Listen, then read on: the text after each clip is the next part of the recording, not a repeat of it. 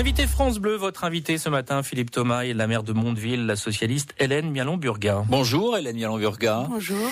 C'est aujourd'hui que débute l'enquête publique autour des dépôts pétroliers situés sur votre commune, des dépôts particulièrement mal placés sous le viaduc de Calix, entre circulation routière, zone d'habitation et entreprise. Pour toutes ces raisons, faut-il déplacer ces cuves ? Ah bah bien entendu, à Mondeville, on n'a jamais dit le contraire, c'est-à-dire que il faut d'abord assurer la sécurité des habitants parce qu'elles sont là et puis je pense qu'elles sont là encore pour de nombreuses années. Ça ne se déplace pas aussi facilement qu'on peut le croire. Donc le PPRT va assurer la sécurité des habitants, mais c'est le plan de prévention des risques technologiques, voilà. Mais travailler sur le déplacement est aussi un objectif à moyen ou long terme. Pourquoi cela prend du temps si c'est si dangereux ? Ça prend du temps parce que d'abord, techniquement, ça n'est pas si simple de déplacer ces dépôts. Il y a ce qu'on appelle le trapil, donc des canalisations qui viennent alimenter ces cuves. Donc il faut déplacer les canalisations, déplacer les cuves. C'est un dépôt, ce dépôt est le plus important de Basse-Normandie.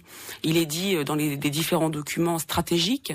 Donc il faut regarder les choses avec beaucoup de vigilance et puis surtout ça coûte beaucoup d'argent. Les estimations ont montré qu'il fallait entre 50 et 80 millions d'euros pour déplacer un tel dépôt. Alors, Hérouville, jusqu'à présent, a refusé de valider le plan de prévention des risques, au vu notamment du trafic routier. Fin septembre, sur votre commune, on en parlait dans le journal de 8 heures, 4 bouteilles de gaz ont explosé à l'intérieur d'une camionnette en feu, à hauteur de l'échangeur Montalivet. Pour faire simple, c'est pas très loin, sans faire de catastrophisme. Est-ce qu'il n'y a pas urgence ? Alors, d'abord sur ce sujet, oui, il faut pas faire de catastrophisme parce qu'on était quand même assez loin des dépôts. Alors à chaque fois qu'il va se passer un accident à proximité sur cet axe, on va quand même pas revenir sur cette question-là. On était loin, il y avait pas de danger.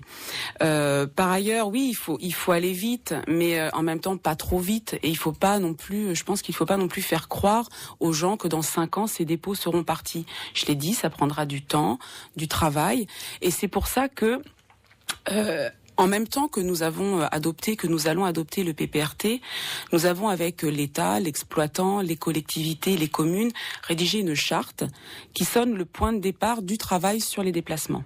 Le plan de prévention des risques également a été considérablement, le périmètre en tout cas, a été considérablement réduit. Comment fait-on pour réduire un périmètre autour de ces cuves qui sont toujours là ?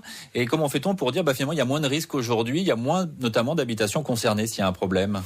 Oui, alors effectivement, initialement, le premier zonage dans ce plan de prévention intégrait 790 logements mondevillais. Vous imaginez, c'est considérable, c'est plusieurs milliers d'habitants.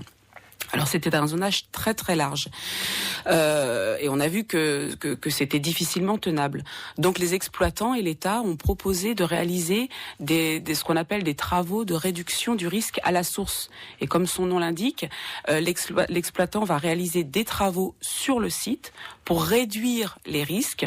Et de fait, l'État, après de très nombreuses analyses techniques, a validé l'idée qu'on pouvait réduire le périmètre et du coup la quasi-totalité du centre Charmette de Mondeville a été sortie du périmètre.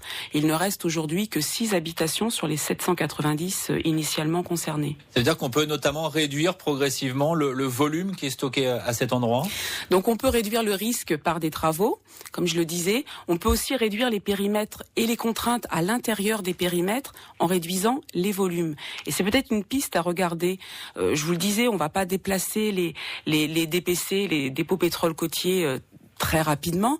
Par contre, on peut peut-être travailler avec l'exploitant afin de réduire les volumes et donc de revoir régulièrement et les périmètres et les contraintes qui s'exercent à l'intérieur des périmètres. Alors l'enquête publique se poursuit jusqu'au 17 décembre. Chacun peut s'exprimer, notamment au sein de votre commune, à Hérouville, à Caen également. Le commissaire enquêteur est d'ailleurs ce matin chez vous. Que peut-il ressortir finalement de cette enquête publique ?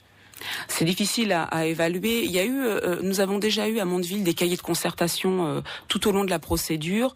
Effectivement, nous avons eu peu d'habitants qui s'expriment autour de ces questions. D'abord parce qu'il n'y a quasiment plus d'habitants concernés.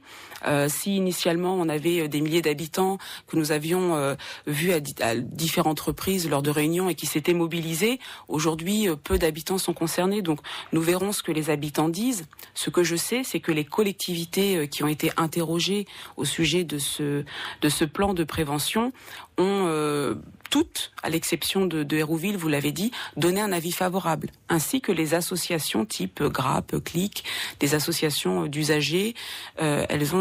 Toutes ces associations ont été favorables. Merci Hélène Mialon-Burgat d'avoir été notre invitée ce matin. Je vous rappelle que vous êtes le maire de Mondeville, la maire de Mondeville.